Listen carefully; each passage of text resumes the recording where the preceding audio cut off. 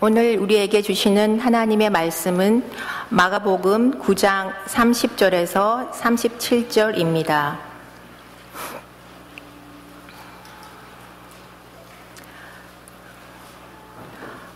그곳을 떠나 갈릴리 가운데로 지날새 예수께서 아무에게도 알리고자 아니하시니 이는 제자들을 가르치시며 또 인자가 사람들의 손에 넘겨져 죽임을 당하고 죽은 지 3일 만에 살아나리라는 것을 말씀하셨기 때문이더라.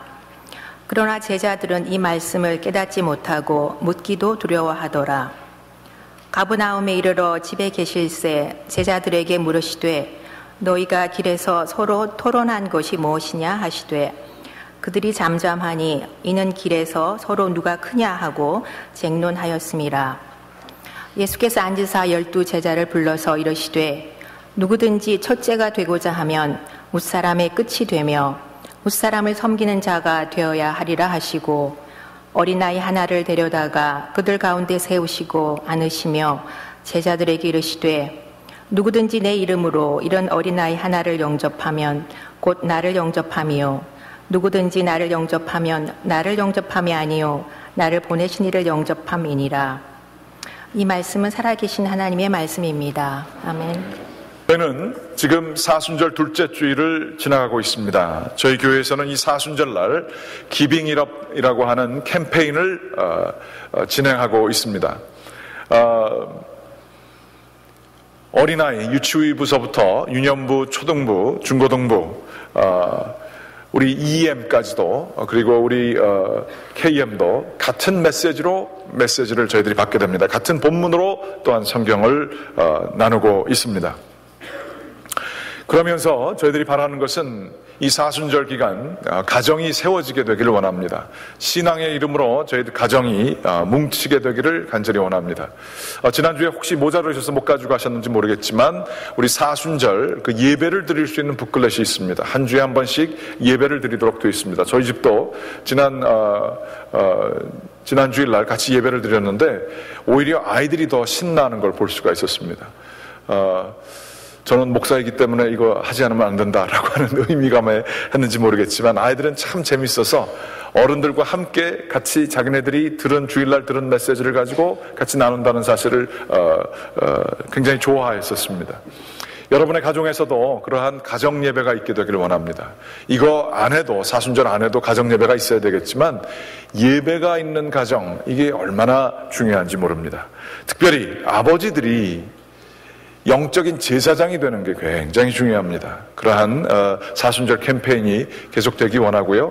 사순절 북클렛과 더불어서 하나씩 기부업 그 예배 드리는 것과 더불어서 하나씩 기부업 하는 것도 저희들이 하고 있습니다. 저희들이 이렇게 제가 팔찌를 이렇게 꼈는데요. 하나씩 팔찌를 끼면서 내가 뭐 하나를 좀 기부업 해야겠다 그래서 제가 지난주에 아주 강력하게 얘기했습니다. 이슬람 사람들은 그 사람 죽이고 뭐 이런 거 다 하는데 기독교인들은 깨어있지 않다 이거죠. 그러면서 이 라마단 이런 것을 이슬람 사람들은 얼마나 잘 열심히 지키는지 몰라요. 근데 기독교인들은 사순절을 우습게 생각합니다. 뭐 또 오는 거겠지. 여러분 그러지 마시고 이제는 영적인 도전의 시간이기 때문에 사순절 기간 정말로 주님 앞에서 경건하게 좀 지키시기 바랍니다. 제가 저녁을 지금 안 먹고 있는데 저녁을 안 먹다 보니까 이게 맨 처음에는 거의 뭐 혼미해지더라고요, 정신이. 근데 지나니까 익숙해졌어요. 그래서 아주 오히려 더 속이 편하고 좋습니다. 이러한 식으로 뭐 꼭 저녁까지 뭐 금식하실 수는 없겠지만 뭐 다른 거 하셔도 좋고요. 뭐 도목사도 한다 나도 해보겠다 그러시면 뭐 환영입니다. 그래서 뭐 하나씩을 좀 주님 앞에서 기부업 하시면서 이 사순절 지나가게 되시기를 간절히 기원합니다. 오늘은 Giving Up Expectation 이라고 하는 제목, 기대감을 내려놓기라고 하는 말씀을 저희들이 나누고자 합니다. 기대한다라고 하는 것은 좋은 것입니다. 목적을 가지고 기대를 하면서 그것을 가지고 나아가는 것, 이거는 참 사람이라면 당연히 해야 하는 것입니다. 기대감이 없다라고 하는 것은 삶의 동력과 기쁨이 없는 것을 의미합니다. 그렇지만 이 기대감을 내려놓아야 될 이유는 무엇이 있을까요? 이 기대감 속에 우리의 욕심이 담겨져 있을 때 과도한 기대감, 욕심과 탐욕이 들어가 있을 때에 이것은 기대를 넘어서서 그것이 우리의 우상이 되는 경우들이 있기 때문에 그렇습니다. 자녀들에게 우리들이 이 말씀을 사역자들과 함께 준비를 하면서 기대감을 노려놓는다. 이 자녀들이 또 잘못 사용하게 되면 그냥 나는 이대로 살 테니까 아무런 나한테 기대도 하지 말고 나 그냥 이대로 좀 살게 해주세요. 편안하게 살게 해주세요. 라고 하는 기대감을 내려놓는 것이 게으름을 의미하는 것은 결코 아닙니다. 과도한 욕심에 따른 기대감이나 아니면 아무런 목표 없이 사는 안락한 삶, 이것 두 가지는 세상적인 이야기인 것을 볼 수 있습니다. 저희가 기대감을 내려놓는다라고 했을 때는 과연 무엇을 의미할까요? 오늘은 그 말씀에 대해서 생각해보자 하는 것입니다. 몇 년 전에 나온 책이고 한국 사회에서도 반향을 일으켰습니다. 독일에서 학자로서 활동을 하고 있는 한국 학자가 있습니다. 한병철이라고 하는 분이 피로사회라고 하는 글을 썼습니다. 이것이 굉장히 인기가 있었는데요. 그것은 사회에 대한 통찰을 아주 깊이 주었기 때문입니다. 과거의 사회는 규율사회였다고 합니다.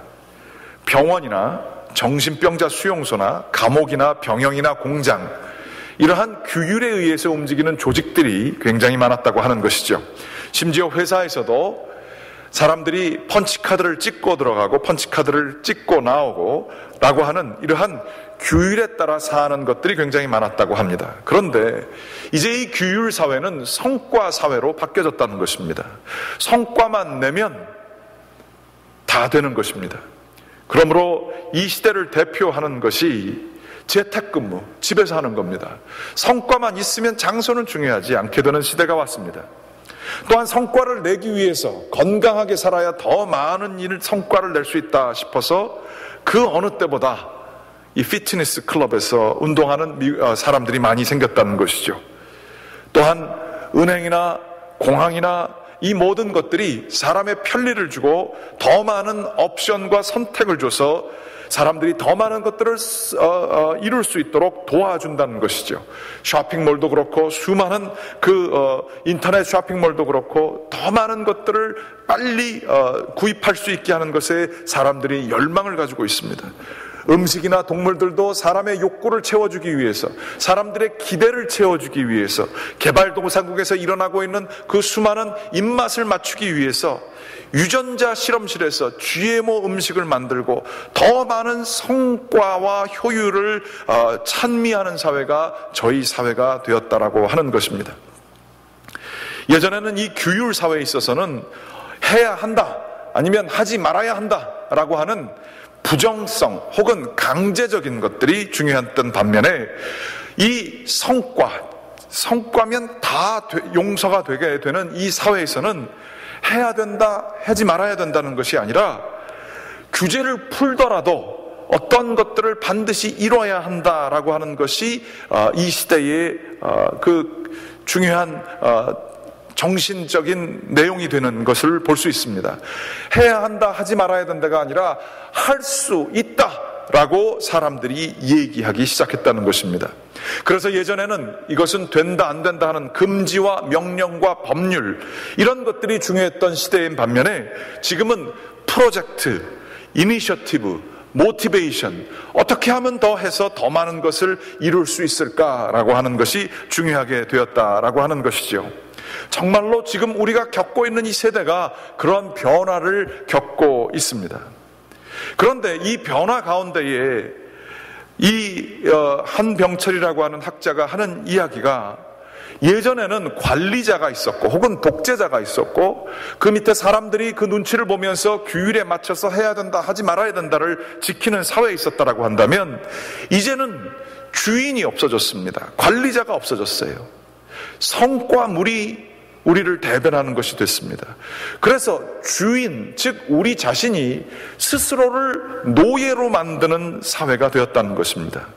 늘 자기를 개발하고 자기의 성과를 더 높이기 위해서 노력해서 과잉 노동해서 남이 강제하는 것이 아니라 스스로 자기를 강제해서 살아가는 사회, 그래서 이것이 피로 사회가 되었다라고 하는 것입니다. 그런데 이 피로 사회에 마치 도핑 약을 맞은 것처럼 정신없이 빨리 부지런하게 많은 것을 할 수 있는 사람들이 성공한 사람으로 추앙을 받고 있는 이 시대에 그 뒤 안에 있는 모습은 사람들이 그것을 이루지 못하게 되면, 남들만큼 더 많은 성과를 이루지 못하게 되면 낙오자의 개념을 갖기 시작했다는 거예요. 예전에는 룰을 지키지 않은 범죄자의 모습이 나타났다고 한다면 이제는 낙오자들이 생기게 되고, 예전에는 그 룰이 잘 적용이 안 돼서 분노하는 사람이 많이 났다고 된다면 지금은 우울한 사람들, 내가 못해서 이렇게 됐다라고 하는 것들이 많이 나타나게 되었다는 것이죠.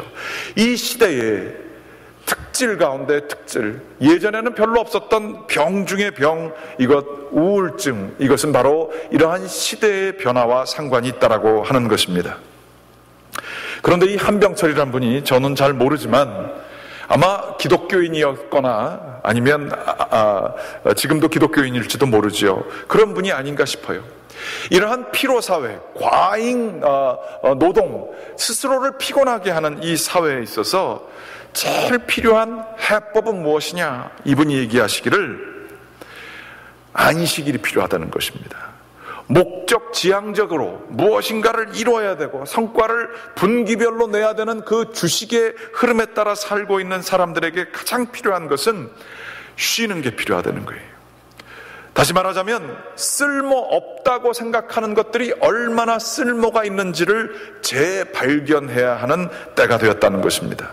심심한 시간이 필요하대요. 노는 시간이 필요하다는 겁니다. 심심하다 보니까 생각을 달리하게 되고 이러한 모든 것들을 달리 볼 수 있는 사색의 시간이 필요하다라고 하는 것입니다. 이 과잉사회, 이 피곤한 사회, 성과 중심의 사회에 있어서는 사람들은 끊임없이 욕심껏 움직이고 더 많은 것을 하기 위해서 수고하게 되는데, 이거는 아주 천박하기 그지없는 모습이라는 것이죠.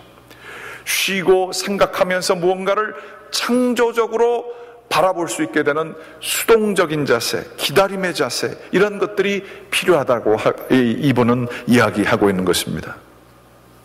철학적은 그렇게 얘기할지 모르지만 오늘 말씀을 통해서 바로 이 시대를 분석할 수 있는 그러한 내용이 나와져 있습니다. 오늘 본문 말씀에 보게 되면 예수님은 두 번째로서 제자들에게 자신의 십자가를 지고 부활하실 것을 말씀을 하고 계십니다.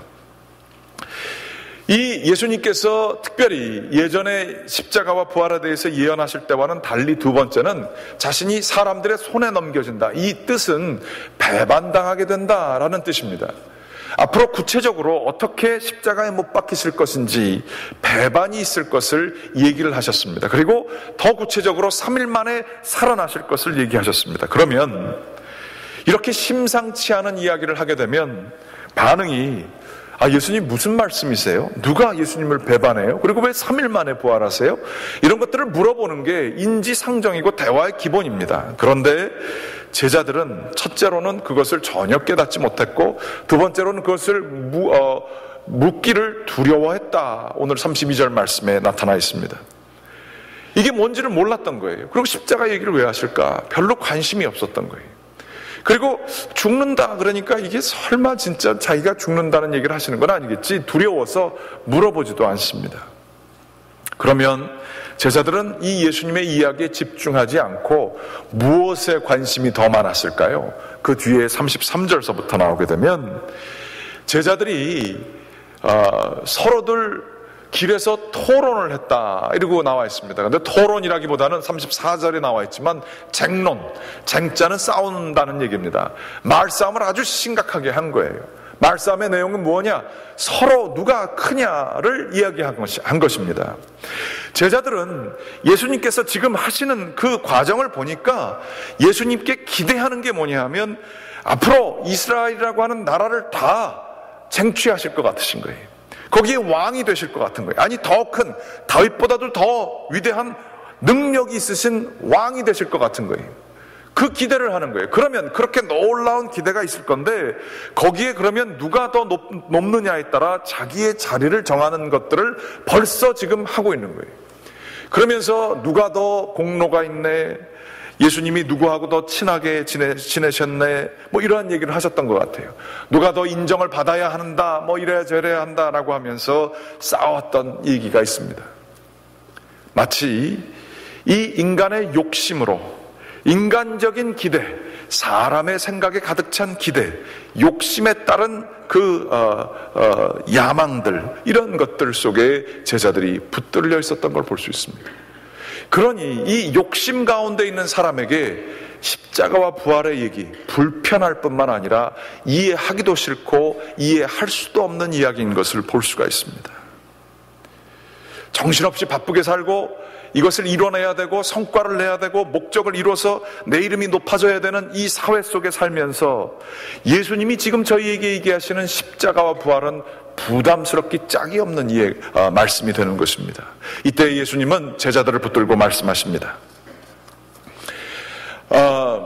십자가와 부활이라는 것은 과연 무엇인가? 예수님이 자신이 십자가와 부활을 잊게 되시는 것을 얘기하실 뿐만 아니라 예수님께서는 말씀하시기를, 너희가 첫자가 되고자 하느냐?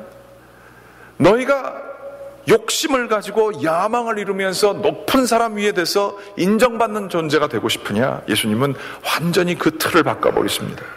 섬겨라. 작은 사람, 어린아이와 같은 사람을 섬기는 자가 너희가 가장 큰 자가, 첫째가 되게 될 것이다, 이 말씀을 하십니다. 기독교인들은 이 메시지를 잘못 받아들일 때가 있습니다. 내가 돈을 좀 많이 벌고 지위가 높아도 이러한 걸 내가 얘기하면 사람들에게 혐오감을 주고 교만하다는 얘기를 들을까봐 조금 겸손한 척하면서 살아야 사람의 욕도 좀 덜 먹고 교양 있게 내가 살 수 있다, 이런 식으로 생각할 때가 많아요. 쉽게 요즘 말로 하면 예쁜 내가 참아야지, 그런 얘기입니다. 내가 좀 가지고 있으니까 좀 참고, 저 인간 불쌍하니까 내가 좀 참아주고 용서해주고, 남으니까 좀 주고, 자선하는 마음이 십자가인 줄 착각을 하세요. 교회 안에서 서로가 서로를 용납하는 것도 그렇게 하는 경우들도 참 많이 있습니다. 예수님께서 얘기하는 십자가는 절대 그런 게 아닙니다. 예수님의 십자가는 우리로 하여금 전혀 다른, 이 욕심과 욕심에 따른 야망과 기대와 전혀 다른, 하나님에게 내 자신을 내어놓고 하나님의 뜻이 이루어지는, 나 자신은 내려놓고 내 기대는 내려놓고 하나님의 뜻이 이루어지는 그 사회, 즉 나 자신은 낮은 곳에 가고 낮은 자를 하나님의 뜻에 맞게 섬기게 될 때에 하나님이 그를 첫째 되게 해주실 것이다 라고 하는 전적인 가치의 전환이 이 가운데에서 이루어지고 있는 것입니다. 이 비슷한 또 말씀이 이 요한복음에 이 베드로와 그 제자들이 낚시를 할 때 나옵니다. 분명히 그것을 갈릴리 바다, 갈릴리 호수 이렇게 일컬 수 있음에도 불구하고 복음서 저자는 이것을 디베리아 바닷가라고 얘기합니다. 디베리아는 디베리우스 로마의 황제의 이름을 따라서 그에게 아부하기 위해서 만들어진 갈릴리 바다를 새롭게 개명한 이름입니다. 성경은 일부러 그곳에서 낚시하고 있는 베드로를 디베리아 바닷가에서 낚시한 베드로라고 얘기를 합니다. 그런데 이 베드로는 열심히 낚시를 하지만 밤새 낚았지만 아무것도 거둔 것이 없었습니다. 마치 욕심을 쫓아가게 되고 인간적인 기대를 쫓아가게 되고 내 뜻을 이루기 위해서 정말로 다 나아가게 될 때에 마치 이 요한복음의 저자는 물어보고 있는 것 같습니다. 너 잡은 거 확실히 있어? 너 인생에 참된 의미 있어? 정말로 기쁨이 있어? 너 정말로 행복하냐? 물어보시는 것 같아요. 밤새 하였지만 아무것도 없는 거예요. 열심히 하였지만 아무것도 없는, 하나님의 축복이 없는 삶에 대해서 그것을 일컬어 디베리아 바닷가라고 얘기한 것입니다. 그랬을 때에 이 밤새 일해서 피곤하기 짝이 없는 이 베드로의 영혼에게 예수님은 얘기하십니다. 그물을 배 오른편에 던져라. 밤새 고기를 낚기 위해서 이곳저곳 찾아다녔을 뿐만 아니라 낚시의 전문가인 베드로에게 이 말씀은 받아들이기 힘든 얘기였을지 모르겠습니다. 그러나 자기의 음성을 내려놓고 예수님의 음성을 듣게 되었을 때에 그는 예수님의 말씀에 따라 살게 될 때에 놀라운 그 고개를 잡게 되는 결과가 있었던 것을 보게 됩니다. 자신의 기대를 내려놓고 하나님의 음성을 듣는 것이지요. 유기성 목사님이 나는 죽고 예수로 사는 사람이라는 책에서 하신 말씀, 예화를 좀 나누고자 합니다. 어릴 때 부모님을 잃고 고모의 손에서 자라난 소녀가 있었습니다. 고모는 갑작스럽게 아이들을 키워야 되는, 조카들을 키워야 되는 상황 때문에 결혼도 할 수가 없었다고 합니다. 소녀는 어린 나이에서 자라나 이제 고등학생이 되었고, 그리고 친구의 전도로 교회에 나가게 되었습니다. 믿음을 가진 소녀는 고모와의 관계가 좋지 않게 되자 영 마음에 걸렸다고 합니다. 사춘기 조카는 조카대로 잔소리가 심한 고모에게 반항심이 자꾸 커졌고, 고모 역시 하라는 공부는 안 하고 교회를 들락날락하는 이 친구에게 못마땅한 이야기들을 많이 했던 것이죠. 교회에 가면 고모에게 잘못한 일을 회개하고 고모를 좀 사랑해야지라고 이 어린 고등학생 조카가 결심을 했지만, 집에만 가면 잔소리하는 그 고모의 그 잔소리에 조금만 야단을 쳐도 화를 참지 못하고 고모에게 대들고 했던 이 학생이 있었던 것입니다. 쉽게 문을 쾅 닫고 자기 방으로 들어가기가 일쑤였다는 것이죠. 그러던 어느 날 예배 가운데에 목사님의 설교가 이 어린 소녀에게 들려왔다 그럽니다. 갈라디아서 2장 20절, 내가 그리스도와 함께 십자가에 못 박혔나니 그런즉 이제는 내가 산 것이 아니요 오직 내 안에서 그리스도께서 사신 것이라. 고모의 문제를 가지고 싸움을 하다가 이 소녀의 마음에 이 말씀이, 예수님이 배 오른쪽으로 그물을 던져라, 십자가와 부활을, 이게 무슨 의미냐, 사람들을 섬겨라, 그러한 말씀을 들은 것처럼 생각에 완전한 전환이 일어났어요. 아, 그렇구나. 내가 고모를 만나고 내가 고모를 사랑하려고 하니까 안 되는구나. 예수님이 내 안에 계신데 예수님이 고모를 만나주시면 되겠구나, 그렇게 생각을 했습니다. 그러면 어떻게 해야 될 건가? 전혀 근데 그 구체적인 거는 생각이 안 나더래요. 문 앞에 들어서려고 했는데 자신이 없었답니다. 그래서 현관 손잡이를 잡고 기도를 했답니다. 여러분 가운데도 집에 들어가기 전에 현관 손잡이 잡고 기도해 주실 분 많이 계시지요? 내가 오늘은 집에서 어떻게 하리라. 소녀가 현관 손잡기를 잡고 기도했습니다. 예수님, 제가 오늘 고모를 만나면 또 싸울 것 같아요. 나 말고 예수님이 고모를 만나주세요. 저는 죽었습니다. 그리고 예수님이 제 안에 살아계시잖아요. 그리고 기도를 했대요. 문을 탁 열자마자 고모는 기다렸다는 듯이 나와서 소녀를 맞았습니다. 안으로 들어서자마자 너 지금 교회 갔다 왔지? 지금 시간이 몇 시야? 라고 무섭게 야단을 치기 시작했답니다. 그런데 이상한 일이 벌어졌답니다.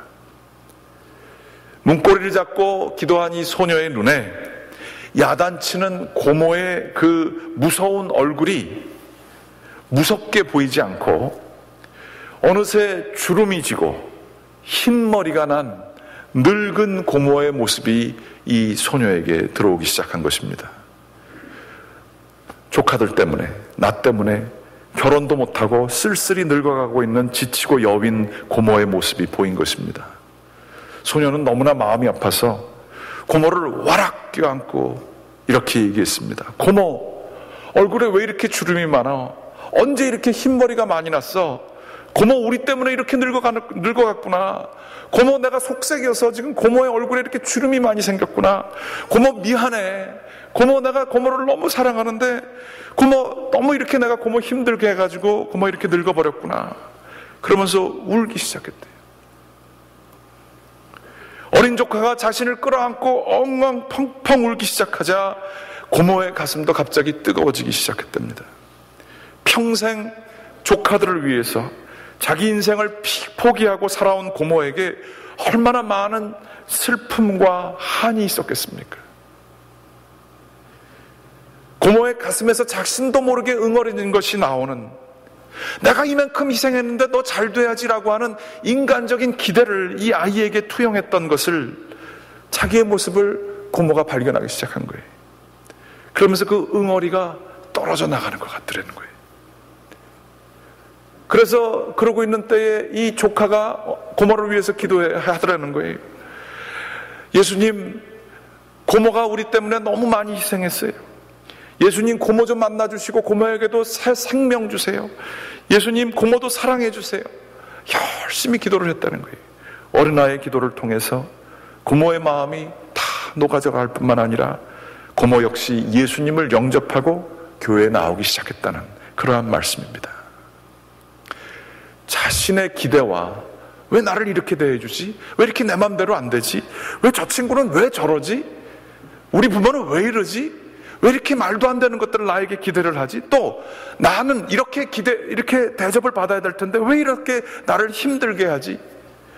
우리들은 서로에 대한 기대 때문에 서로가 서로에게 지옥을 만들어줄 때가 얼마나 많은지 몰라요. 당신은 이 정도 해야 될 거 아니야. 남들은 다 이렇게 하는데. 이 정도 돈을 좀 벌어와야지. 당신은 집을 이렇게 좀 해야 될 거 아니야. 애들을 이렇게 키워야 될 거 아니야. 우리들은 우리의 기대, 틀린 것은 아니지만 내 욕심과 내 자아가 들어가서 상대방을 강요하게 될 때에 우리들은 참 외롭게 되죠. 화나게 되죠. 그거에 반대해서 싸우긴 싸우지만 우리 마음속에서 우리 자신은 굉장히 낙담하게 되죠. 밤새 일했으나 아무것도 거른 것이 없는 것처럼, 가족들은 있어도 외롭기 짝이 없고, 친구들은 많으나 얘기할 사람은 없고, 교회는 나가나 사랑은 경험하는 것이 없는 메마른 상황 속에 살아갈 때가 저희들이 참 많이 있습니다. 이럴 때에 우리 예수 믿는 사람은 뭐를 해야 할까요? 계획 세워야죠. 비전에 따라서 열심히 살아야죠. 그리고 주님께서 주신 탤런트를 가지고 많은 것을 해야 되지만, 우리들은 주님께서 이끄시는 대로 가겠노라고 자신을 자꾸 비우는 것들이 필요합니다. 과도한 욕심을 가지고 내 것을 잡기 위해서 열심히 하는 것은 좋지만 집착하게 되는 일은 큰 일을 만드는 것을 볼 수가 있습니다. 내 뜻대로, 내 욕심대로, 내가 원하는 대로 다 이루고자 하는 것, 많은 경우에는 하나님의 뜻이 아닐 수 있습니다. 이사야서 55장 8절서부터 9절까지 말씀에는 이런 말씀이 있습니다. 여호와의 말씀에 내 생각은 너희 생각과 다르며 내 길은 너희 길과 달라서 하늘이 땅보다 높음같이 내 길은 너희 길보다 높으며 내 생각은 너희 생각보다 높으니라. 주님께서 우리에게 대한 기대가요, 우리가 생각하는 기대와 다를 수가 있어요. 그래서 늘 깨어서 기도해야 됩니다. 그런데 놀라운 것은요, 내 인간적인 욕심을 내려놓고 주님의 말씀에 순종하게 되는, 겸손하게 내가 주님의 말씀 가운데에 내 욕심껏 더 높은 곳을 향해서 성과를 이루고자 나아가는 것이 아니라 주님이 원하시는 것을 따라서 나아가게 될 때는 주님께서 놀라운 기적들을 더 많이 펼쳐주시는 경우들이 많이 있게 되는 것입니다. 마지막 이 말씀 나누고 말씀을 마치겠습니다. 지난주 평신도 교육할 때에 뉴저지 지역에서 오랫동안 목회하셨던 이훈경 목사님이 오셨습니다. 우리 김일현 목사님께서도 오랜 시간 섬기셨던 같은 동일한 교회입니다. 남부 뉴저지 연합감리교회에서 그 한참 전에 목회하셨던 이훈경 목사님께서 목회를 하시다가 너무나 힘드셨다 그래요. 교인들이 목사님 말을 잘 안 따라줬나 봐요. 그러면서 심지어 이 이훈경 목사님이 그 젊었을 때에 목회를 그만둘 생각까지 하셨대요. 그래서 주일날 예배가 끝난 다음에 오후에 사모님에게 내가 기도원 일주일 갔다 올 테니까 갔다 오고 나서 목회를 안 할지도 모른다 그러고서 기도원에 그냥 올라갔었대요. 열심히 그냥 주일, 월요일, 화요일, 수요일, 목요일 다 기도를 하는데 하나님이 응답을 안 해주시더래요. 그러면서 열심히 하나님 이게 왜 안 됩니까? 왜 사람들이 나를 안 따라줍니까? 이 목회가 뭡니까? 아마 그렇게 기도를 하셨겠죠. 근데 기도하다가 그 하나님을 이렇게 꼭 왜 라스트 미닛에 얘기를 하신지 모르겠어요. 주일날 교회를 가야 되는데 그 전에 교회 떠난다는 얘기는 안 했기 때문에 어차피 가기는 가셔야 되겠다는 거죠. 그래서 이제 준비하고 가야겠다. 뭐 토요일인가 이렇게 돼서 이제 준비해야겠다. 아무런 음성도 못 듣고 그렇게 해서 마치 아무런 그 결과를 못 얻고 가는 사람처럼 그렇게 있는데 마지막으로 기도를 하는 데에 음성을 들으셨다는 것이죠. 참 제가 재밌는 게 하나님이 우리 이윤경 목사님한테 얘기하실 때는 이놈아 그러고 얘기를 하셨나 봐요. 계속 그분이 그걸 반복하시더라고요. 이놈아, 야, 교인들이 너 생각하는 대로 다 잘 따라오면 너가 왜 필요하냐? 그렇게 말하셨을 때요. 네 마음대로 다 되면 너가 거기 왜 있어야 되느냐?